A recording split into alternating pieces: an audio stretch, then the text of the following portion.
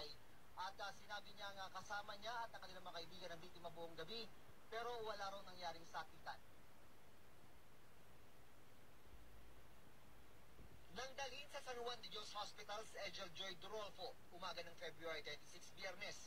Isa sa mga napansin agad ay ang mga pasa at sugat sa iba't ibang parte ng kanyang katawan. Namamagari ng bahagi ng kanyang kamay. Kuha ang mga ito ng mismong ina ng biktima na ipinakita niya sa GMA News. Sabi ng doktor sa akin, nung may hawak, is lantang gulay na daw.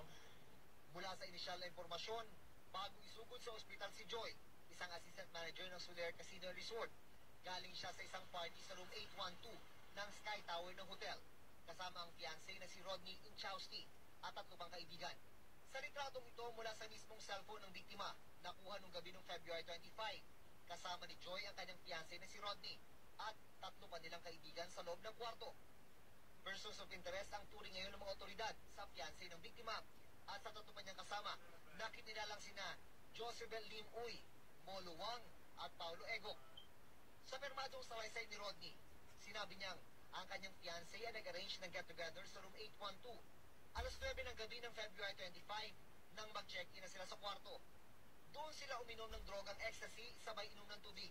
Pagkatapos ng kwentuhan tungkol sa kanilang relasyon, nagsimula na raw sumayaw at nagpaikot-ikot ang biktima sa sahig at nagsabing, "Ang taas ko." Nagpunta raw sa loob ng cabinet ng kwarto si Rodney kasama ang 2 pa nilang kaibigan na sina Lim Uy at Wang. Paglabas ni Rodney, nakita niyang nakadapa sa sahig si Joy. Sinabihan daw siya na hayaan mo ko, gusto ko nang mamatay. Pagkatapos dumaing na raw si Joy na hindi na siya makahinga. Tinangka raw nilang dalhin sa klinik ng hotel si Joy pero natakot sila, baka makita sila ng ibang empleyado. Ibinalik daw nila sa kwarto si Joy at pinaliguan, baka raw mahimasmasan. Pero nang nakita ni Rodney na nangingitim na ang kuko ni Joy, inilabas na nila at dinala sa klinik.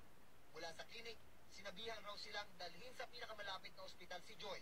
Kaya dinala ito ng ambulansya ng Soler sa San Juan de Dios Hospital. Si Rodney raw ang tumawag sa ina ni Joy at nagpaalam na nangyari. Sabi ko sa kanya, akala ko ba alagaan mong anak ko? Bakit umabot tayo sa ganito? Yun ang sabi ko sa kanya. Tapos lagi nilang binabanggit sorry. Sabi ko yung sorry mo, wala nang magagawa yan. Ako ang nawalan, hindi ikaw. Sa salaysay naman ni Lim Uy, ikinento niyang nabagok daw si Joy matapos matumba sa kakasayaw at tumama sa pintuan ng walk-in closet. Tiningnan daw nila kung may sugat ito, pero wala raw silang nakita. Kaya nagpatuloy pa raw sa pagsasayaw si Joy.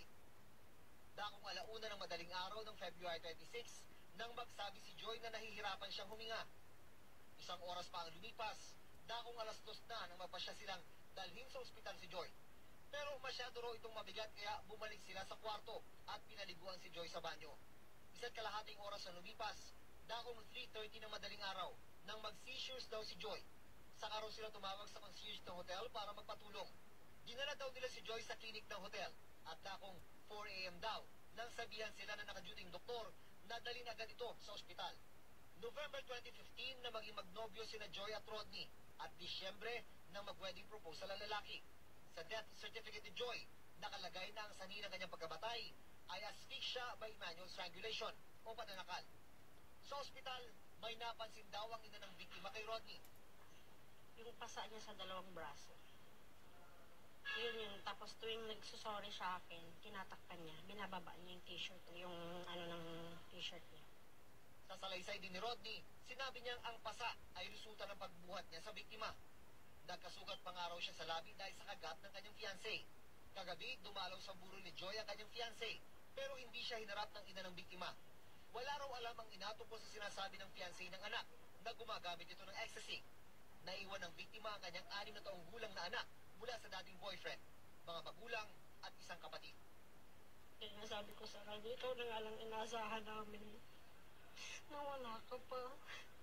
Yun lang yung inano sa kanya. Base sa plano ng pamilya ay bukas ay nakatakdang ilibing si Joy sa Kogyo, Rizal. Mike.